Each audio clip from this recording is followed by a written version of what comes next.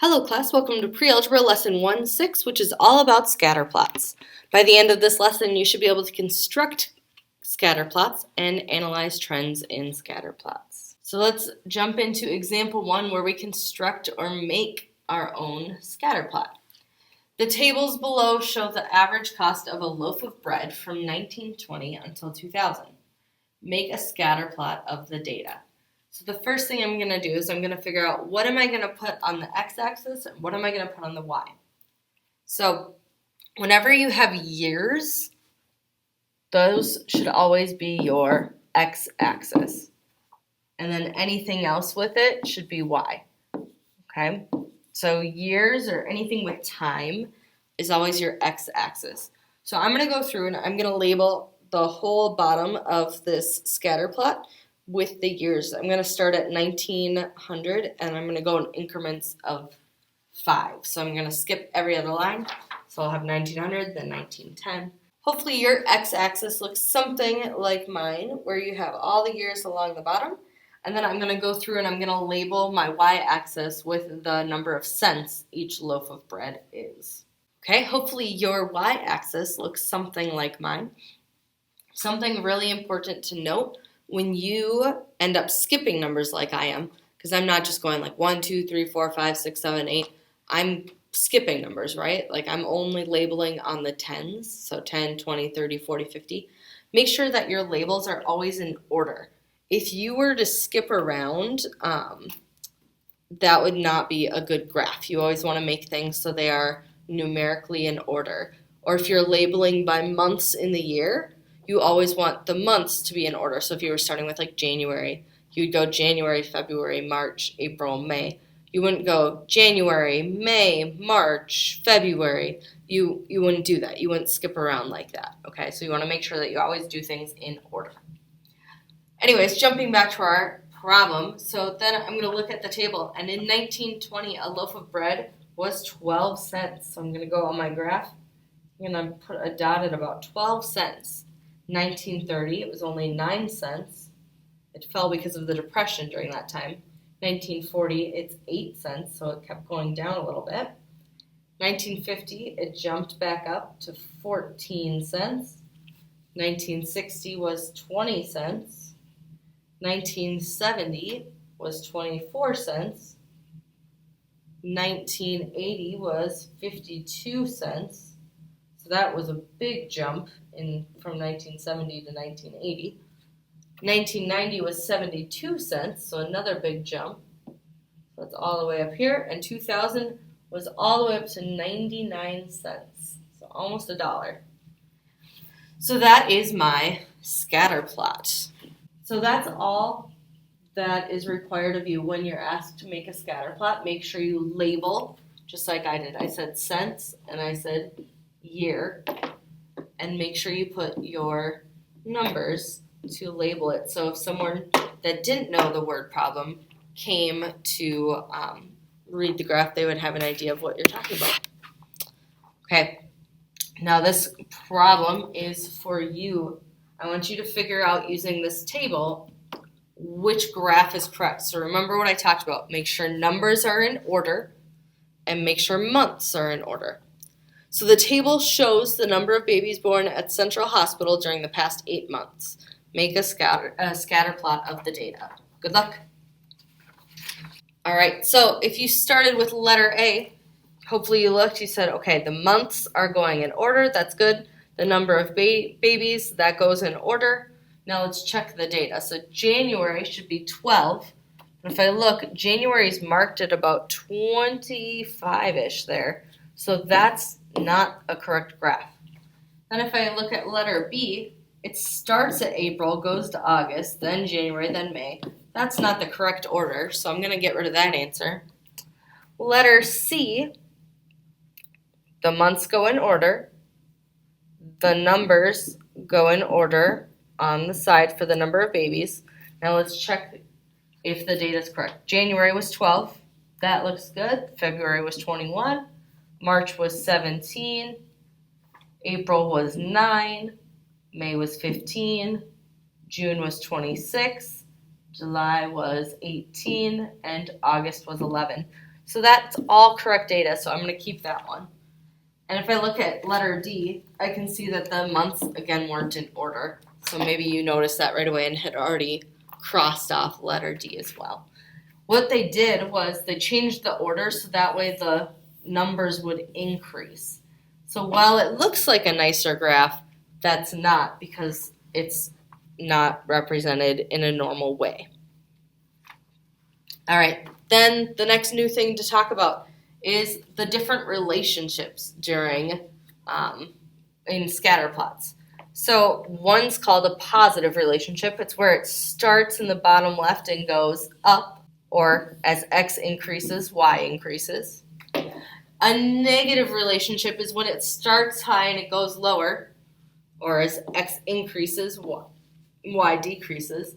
And no relationship occurs when there's no pattern. They're just, the dots are everywhere, okay? There's no obvious pattern. And that will happen, okay? So if we look at example 2, determine whether a scatter plot of the data for the following might show a positive, negative, or no relationship. Explain your answer. So if we look at this graph, we see that we have height in inches, and then we have rebound. So I'm guessing we're talking about basketball here. And as height increases, rebounds, it looks like they also increase, right? The numbers all start lower and get higher. So this would be a positive relationship. And explaining our answer, we would say as height increases, or if you want to do an up arrow instead of writing increases, I'm okay with that. As height increases, rebounds increase, right? The number of rebounds is still going up. So as height increases, rebounds increase. If we go back a page, whenever they both increase, that's positive. All right? Then this one, you don't get a graph, but I want you to think through what kind of a relationship this would have. So determine whether a scatter plot of the outside temperatures and the corresponding heating bill might show a positive, negative, or no relationship. So let's think about that. As outside temperatures go up, what would happen to a heating bill? Okay, I want you to think through that, read through these answers, see if you can find the correct one. Good luck. Hopefully you said letter A was correct. As the outside temperature increases, the heating bill would decrease, right? We wouldn't need to pay to heat our houses as much. And since one's increasing, one's decreasing, it is a negative relationship, okay? So letter A is the correct answer. Example 3, the table shows temperatures in degrees Celsius and the corresponding temperatures in Fahrenheit. Make a scatter plot of the data. So we already have a scatter or a graph laid out here that's already labeled for us. So we just have to plot the points. So 32 degrees Fahrenheit is 0 degrees Celsius. And I'm going to just keep going through and plot these points. I want you to pause and try to plot the points on your own. Hopefully your scatter plot looks something like mine does. If not, make sure you raise your hand and have me come see what happened so we can figure out how to do scatter plots correctly, okay? Letter B, draw a conclusion about the type of relationship the data shows. Well, it looks like as the degrees Celsius increase, the degrees Fahrenheit increase. Since they're both increasing, it would be a positive relationship, and we would say as degrees Celsius increases, degrees Fahrenheit increases as well. Then letter C, predict the Fahrenheit temperature for 35 degrees Celsius. Let's go back to our graph and say, okay, 35, if it keeps going the way it is, there'd probably be a dot right about there. That's about 95 degrees Fahrenheit. So I'm going to say 95 degrees Fahrenheit. That's all that means. When you're asked to predict, you just take your graph and you keep extending it until you reach the point that they are asking about. All right, it is your turn. The table shows hours spent studying for a test and the corresponding test score. Make a scatter plot of the data. Again, make sure you check how the graphs are labeled, okay? Good luck. Hopefully you saw that letter C was the correct graph. Hopefully you figured out letter B, the hours were written in a really weird way, so I'm just going to cross that one off. And then letter A, it went from 90 all the way to 130, so that's not correct. And then these two, C and D, had the correct labels along the sides of the graph, but only one of them had graphed the points correctly, and that was letter C. Then the table shows the hours spent studying. Sorry, I'm trying to make this smaller. It's only kind of working. All right, so the table shows hours spent studying for a test and the corresponding test score. Does the scatter plot show a relationship between hours studied and a student's test score? So go ahead and take a look at this graph and determine, is there a relationship between the number of hours studied and the score? Good luck.